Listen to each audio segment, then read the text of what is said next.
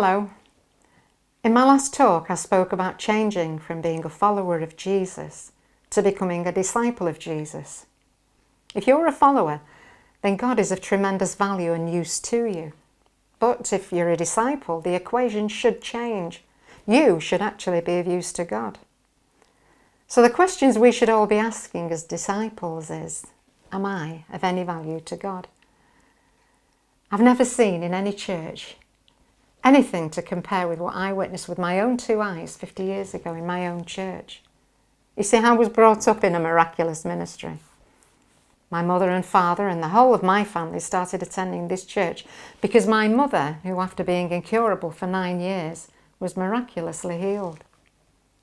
The miracles in this church were so impressive that Granada Television, at their own expense, produced an hour-long documentary of the events going on in the church. And they showed it on the television at peak viewing time to millions of people.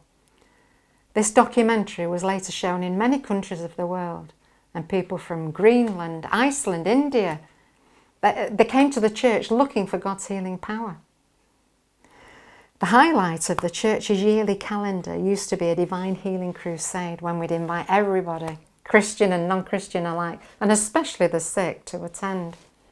We were never disappointed. Tremendous things always took place. But one year the minister did something very unusual. He told us not to invite friends or church members or people who were sick because God had told him to hold this crusade specifically for the church members and that he should speak from the Sermon on the Mount. I was only 26 years old then, and I'd been attending the church since I was 9. And during the course of all those years, I'd learned a lot about God. I'd also become very involved in church activities. When at the age of 15, I'd become the church organist and church secretary. And I'd been asked to join a musical group as a singer.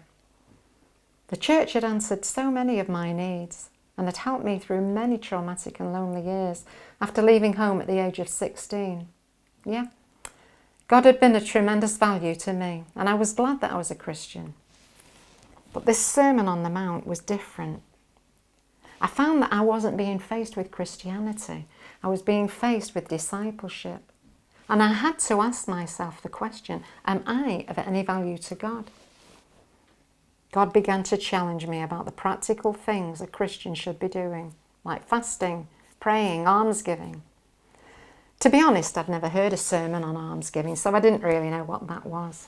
As far as fasting was concerned, this was something I thought people did when you were in dire need or dying. I didn't realise that these were things the disciples expected to practice as a lifestyle. I know for sure that this crusade for the church had been inspired by God, because after 6 meetings a week for a whole month, the minister had only gone through the first 8 verses of Matthew chapter 5. And the effect on the church was so devastating that he promised us he'd continue to preach the Sermon on the Mount until he'd finished. Well, it took 5 years. And those who had ears to hear in the church were turned upside down. I was one of them. During this intensive teaching, God challenged me to fast for a whole week on water. Now, this was a frightening prospect for me because I'd never even gone a whole day, let alone a week. I knew in my heart that if I stayed at home, I'd find it all too easy to give in to temptation and go for the biscuit barrel. So I hired a holiday cottage where there was no food to tempt me.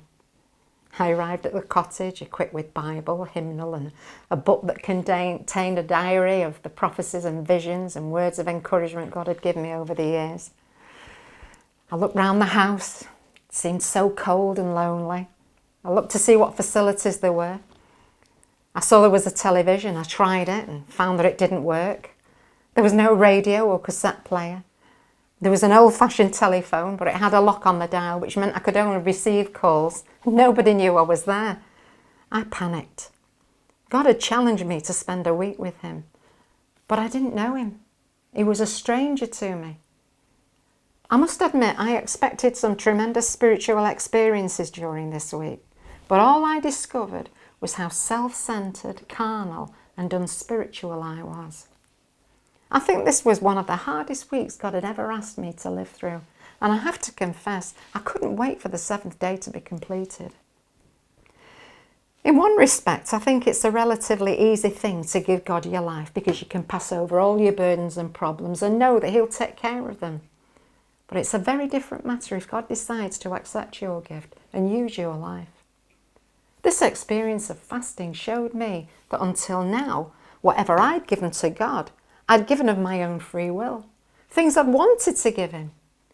But now God had decided to put demands on me and was asking for things that I would never have dreamed of giving Him. And I found this to be very disconcerting and costly. And because I didn't refuse to give God this week, I found that He began to work in my life and do things that I never expected. Throughout my school days, I was chosen to sing solos and in concerts and festivals, etc. So it was a natural progression for me to sing and play the organ in the church because that's where my talent lay, in music. By the time I was 26, I'd fulfilled a lot of my ambitions, making records and, at that time, cassettes, and was even being paid an astronomical amount as a session singer with a company who produced radio and television jingles. Life for me as a singer couldn't have been better, as I was given a regular platform and recognition both inside and outside the church. But after this fast, God spoke to me and told me He wanted me to give up all my activities in the church. At first, I doubted that God could say something like this, but I knew His voice, and He proved to me in quite a drastic way that I had heard correctly. I obeyed what He was asking, despite much protest from people, including the pastor. Well, one day a member of the church asked me why I'd stepped down from the platform, so I told her that God had told me to do so. She then said something which greatly surprised me. Apparently, for a few weeks, she'd been fasting and praying for me because she was concerned. And God had told her that I'd been in the limelight for far too long and I needed to be humbled. Coming from another person, I might have been very offended, but she'd just told me that she'd fasted and prayed for me. So I accepted gratefully what she told me. I'd never felt so close to God. I knew that at this specific period in my life, I was doing His will and not fulfilling my own ambitions and desires. And yet for all that, within a matter of a few weeks, I was out of the church, with terrible, wicked rumours following me. I've noticed one thing. People can only judge appearances. Whilst I was on view working in the church, they thought I was spiritual. But once I was off the platform and obeying God, it seemed as though I'd lost all the protection the platform afforded me. And the devil made a vicious attack, causing people to question why I'd stepped down. And of course, they came to natural conclusions, thinking that I'd fallen into sin and had had to be disciplined. So all their secret jealousy and envy came to the fore, and I found out what they really thought of me. To be quite honest, the brutality and viciousness of my brothers and sisters was just too much, and I ended up leaving the church. I almost lost my faith in God. But it was during this period of desolation that God really began to build up my life from scratch as He laid new foundations in my heart. You know, one of the most painful things I know is to face up to the truth. And God showed me how for all these years I'd actually been serving the church rather than serving Him. A year after this experience, I started my Christianity all over again, but this time without the props of being on church platforms and singing in public. So now when I read my Bible, it was because I wanted to know God. When I prayed, it was because I wanted to commune with God, and it wasn't for what I could pass on to others in the church because I was in a position of authority.